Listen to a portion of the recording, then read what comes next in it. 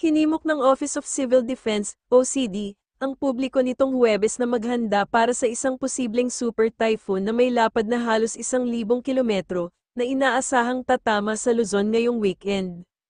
Maliban sa ating pagharap sa epekto ng Bagyong Tino, tayo rin ay naghahanda sa paparating na isang malakas na bagyo, ayon sa pahayag ng OCD. Tatahakin nito ang Hilaga at gitnang Luzon, pero dahil sa lawak nitong mahigit 1,000 kilometro, dapat ding maghanda ang Metro Manila, Katimugang Luzon, at iba pang rehiyon sa bansa. Ayon sa ulat ng Pag-asa alas 11 ng gabi, bahagyang lumakas ang Tropical Storm Fang Wong habang patuloy itong kumikilos pa Kanluran-Hilagang-Kanluran.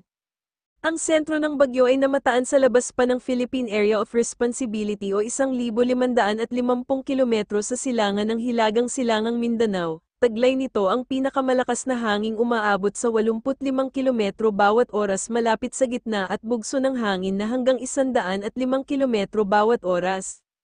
Ang tropical storm ay papangalanang Uwan, pagpasok nito sa PAR sa bandang hating gabi ng Biyernes o maagang Sabado, ayon sa Pag-asa.